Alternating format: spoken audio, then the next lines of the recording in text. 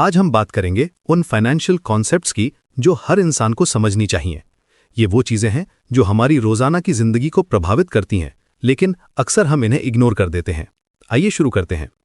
सबसे पहले बात करते हैं टैक्सेस की। जब आप अपनी सैलरी देखते हैं तो लगता है जैसे किसी ने आपके पैसे चुरा लिए हों। आपने 2000 रुपीज कमाए, लेकिन बैंक अकाउंट में सिर्फ 1456 आए।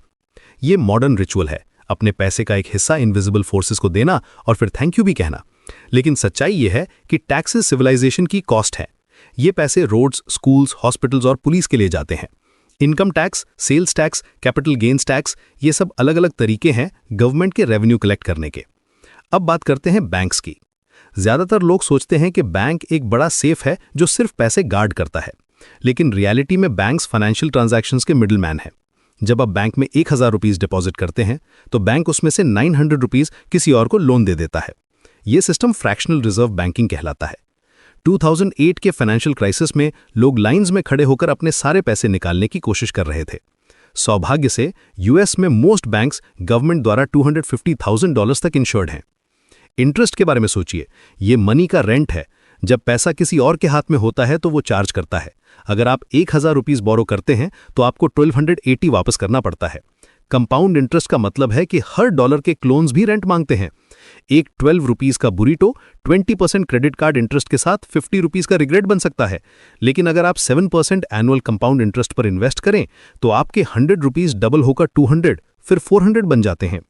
इन्फ्लेशन एक स्लो पॉइजन है। आपका 5 रुपीज का नोट टेक्निकली अभी भी 5 रुपीज है, लेकिन उससे कम इंस्टेंट नूडल्स, कम पेट्रोल मिलता है। हर साल अराउंड 2% इन्फ्लेशन नॉर्मल माना जाता है।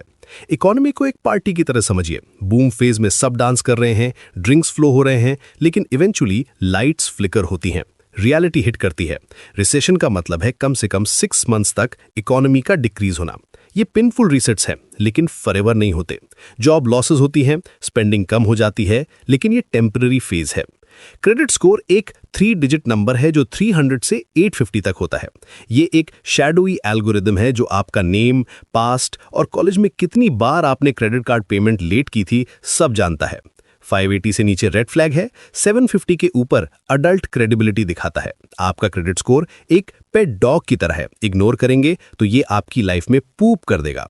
करेंसी एक सोशल कंस्ट्रक्ट है। इसकी वैल्यू शेयर्ड बिलीफ और ट्रस्ट पर बेस्ड है। सेंट्रल बैंक्स इसलिए रेगुलेट करते हैं ताकि इन्फ्लेशन या स्टैग्नेशन ना हो। द इनर अल्केमिस्ट ये समझना जरूरी है कि मनी की वैल्यू परसेप्शन पे डिपेंड करती है। इन्वेस्टिंग इन्फ्लेशन को बीट करने का तरीका है। आपके पैसे को आपके लिए काम करना चाहिए। स्टॉक्स, बॉन्ड्स, रियल एस्टेट, ये सब कॉम्पाउंड ग्रोथ के थ्रू वेल्थ बिल्ड करते हैं।